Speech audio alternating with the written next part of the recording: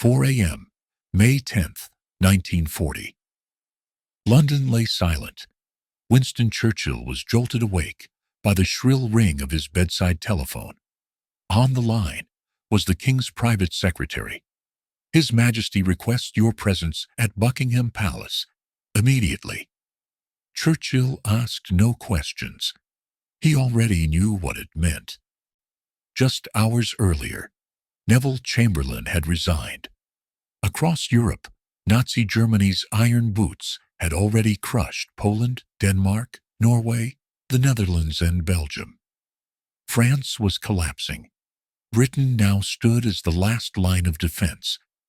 And at that moment, a 65-year-old man was about to take command of a nation most believed was doomed.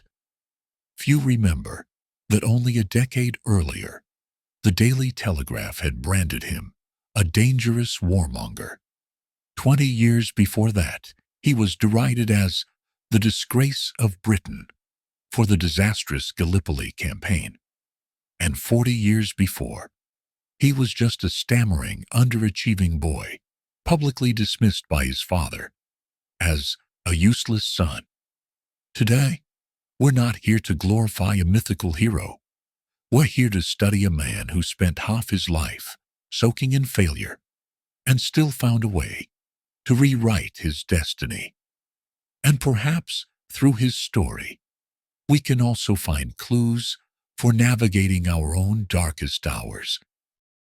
If Winston Churchill lived today, his LinkedIn resume would probably get him instantly filtered out by HR. Born in 1874 into an aristocratic British family, his father, Lord Randolph Churchill, once wrote home, "Winston has a mediocre intellect. I doubt he'll achieve much." In 1893, Churchill failed his entrance exam to the Royal Military Academy at Sandhurst. He tried again the following year and barely made it. Assigned to the lowest-ranking cavalry division due to poor grades. In 1895, as a young war correspondent covering the Cuban War of Independence, he was ambushed. A bullet grazed his hat. In 1900, he ran for Parliament and lost. His debut novel, Savrola, flopped. In 1915, as First Lord of the Admiralty, he launched the Gallipoli campaign, a catastrophe that left nearly 50,000 Commonwealth soldiers dead. He resigned in disgrace, branded the war criminal, and was even pelted with stones in the street. By 1922, his political career was in ruins. He even lost his own constituency seat. For years, he survived by writing columns and memoirs to pay off debt. Throughout the 1930s, while Britain's politicians clung to appeasement, Churchill warned, "You cannot reason with a tiger when your head is in its mouth." He was mocked, isolated, blacklisted by the media, dismissed as an irrelevant old relic. 10 long years in the political wilderness, yet Churchill never hid from his failures. In his autobiography, he wrote calmly, "I have learned more from failure than I ever learned from success."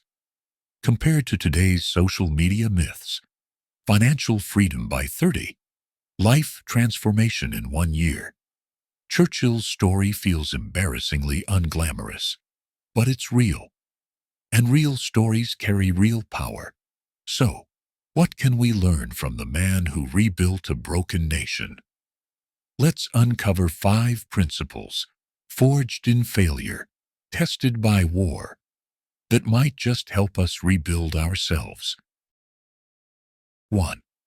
Treat failure as part of the operating system, not a glitch. Churchill's most radical belief was simple. Failure isn't shameful. It's data. After the Gallipoli disaster, he didn't retreat into bitterness or self-pity. He spent an entire year poring over battle reports, letters from the families of fallen soldiers, and every logistics record he could find. From that agony, he extracted 3 hard lessons. 1. Intelligence was catastrophically outdated. 2. Coordination between the Army and Navy was broken. 3. The enemy's resolve had been dangerously underestimated. Those insights became the backbone of his later wartime doctrines: joint force coordination and intelligence first. Decades later, Stanford psychologist Carol Dweck would call this the growth mindset. People with a fixed mindset see failure as proof they're not good enough. People with a growth mindset see failure as proof they're still learning. Churchill embodied the latter. He once wrote in his journal, "Each time I fall, the earth teaches me how to stand more firmly." Nearly a century later, Elon Musk would follow the same path. In 2008, Musk lost almost everything. Tesla was out of cash. SpaceX rockets had exploded 3 times. His marriage collapsed. The press called him a delusional joke. "I used to wake up on the factory floor," he later said, "not knowing if we'd make payroll the next day." But he didn't quit. He rewatched every explosion frame by frame, rebuilt a production line, mortgaged his home to fund another launch. Finally, in September 2008, SpaceX succeeded, winning NASA's $160 million contract. Tesla revived the following year. Musk later said, "Failure is an option here. If things are not failing, you're not innovating enough." That's Churchill's mindset, reborn in the modern age. So next time you fall, don't rush to blame yourself. Pick up the fragments. They might just be pieces of your next breakthrough. 2. Loneliness isn't punishment. It's the privilege of seeing clearly.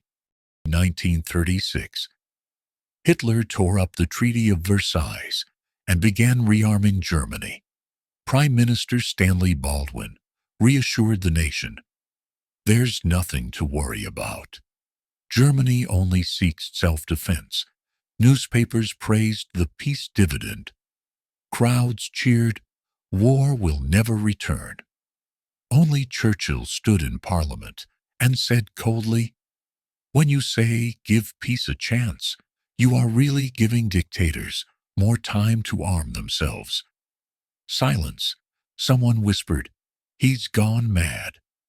For 3 years, Churchill became a ghost. No cabinet invitations, no press quotes. Even old friends avoided him at the club. In his diary he wrote, "Loneliness feels like a soaked overcoat, heavy, cold. But I dare not take it off, for truth hides within it." Then came 1938. Chamberlain returned from Munich waving a paper. "Peace for our time." Britain erupted in celebration. Only Churchill rose, trembling but firm. "You were given the choice between dishonor and war. You chose dishonor, and you will have war." A year later, Germany invaded Poland. Britain declared war. History vindicated the madman. That same kind of solitary conviction would later echo in another woman's life. In 1995, J.K. Rowling, the single mother on welfare, wrote Harry Potter in Edinburgh cafes. 12 publishers rejected her. One editor wrote, "Children won't read a 300-page fantasy book." Friends told her to get a real job. Even her mother doubted her. Still, she persisted. The 13th publisher finally agreed, but warned, "Don't expect to make money." Today, over 500 million copies of Harry Potter have sold. Rowling later said at Harvard, "Those 12 rejections weren't endings. They were filters, separating those who believe in magic from those who don't." So when you feel isolated for pursuing an unpopular path, remember, truth often begins in silence. And sometimes being alone simply means you're standing where no one else has the courage to be. 3. Words are not decoration. They are engines of belief. Churchill stammered badly as a boy. In class, his speech faltered so much that classmates laughed and teachers despaired. This boy's tongue is hopeless. He'll never command a room. But he refused to accept it.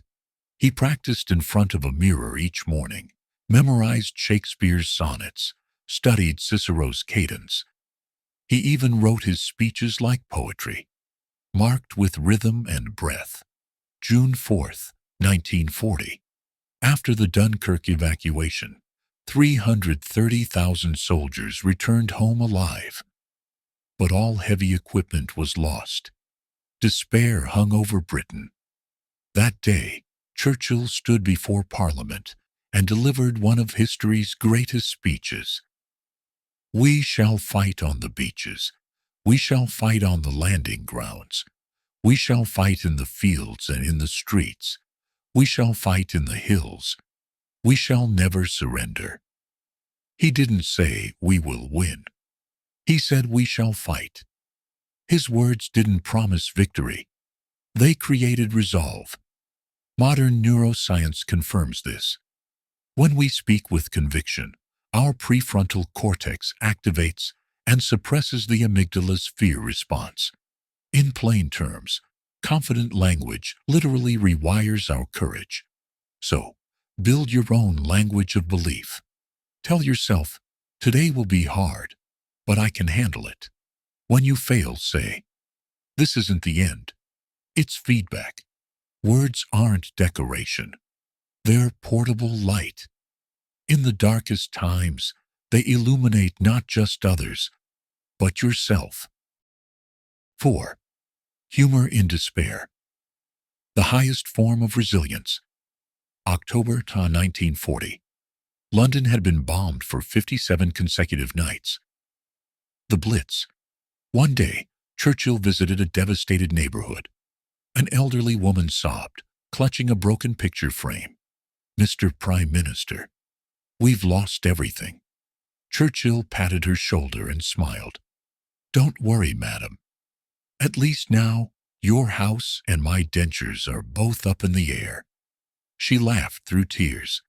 It wasn't flippancy, it was survival. For Churchill, humor was defiance. He called his depression the black dog, and once wrote to his wife, when the black dog comes, I tell it a joke, even if only I laugh.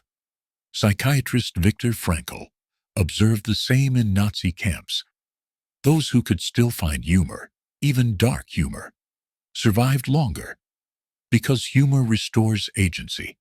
It tells suffering, you don't own me. Modern psychology calls this cognitive reframing, reinterpreting pain to shrink its power. So next time pressure crushes you, try a little Churchillian self-mockery. If your boss scolds you, think, great, another step closer to my promotion. If your project fails, remind yourself, at least I've enriched the company's failure database. Humor isn't denial. It's rebellion. A cigarette lit in the abyss. Dim but enough to see the next step. 5. Believe in long-termism. Your golden age can start at 65. We live in a culture obsessed with speed. Success before 30. Financial freedom by 40. Married by 35. Or you've missed your chance. This pressure devours peace of mind. Churchill shattered that myth. He became wartime Prime Minister at 65. Led Britain to victory at 70.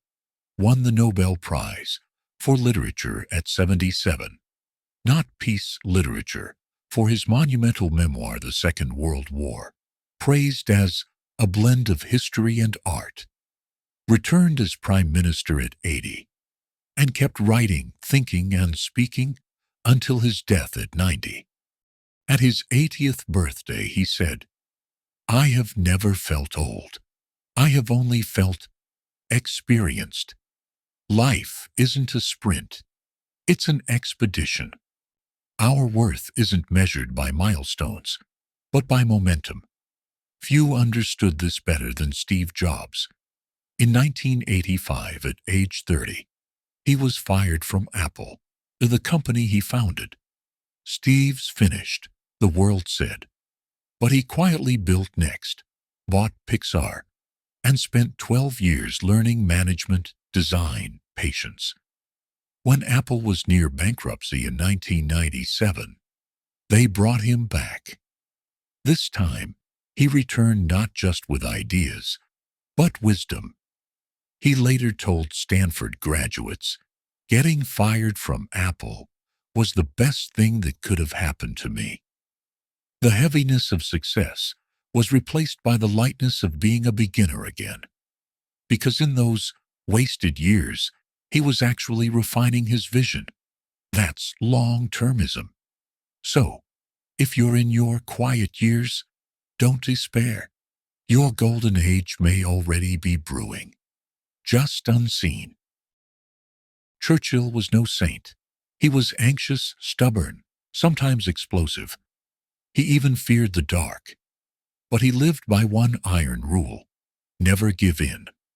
On October 29, 1941, he returned to his alma mater, Harrow School, and told his students, "Never give in, never give in. Never, never, never. In nothing great or small, large or petty, except to convictions of honor and good sense. Our darkest hours are not punishments. They are questions. What are you truly fighting for? Why haven't you given up? Darkness is not the end. It's a filter. It removes the faint-hearted and leaves behind the resilient. And we are becoming those people." In nowadays, more or less, we live in a collective dark hour. Economic decline, rising unemployment, burnout. Everyone somehow feels on the edge of collapse. But remember, even Churchill never promised that perseverance guarantees victory. He promised only this: we shall never surrender. If this story brought you a spark of strength, share it. Someone out there may need that light today. And tell us in the comments, what's your darkest hour right now? Maybe in each other's stories, we'll find a little more courage to keep going. Because a true hero isn't the one who never falls, but the one who keeps getting back up every single time. And maybe, just maybe, that's who we're becoming.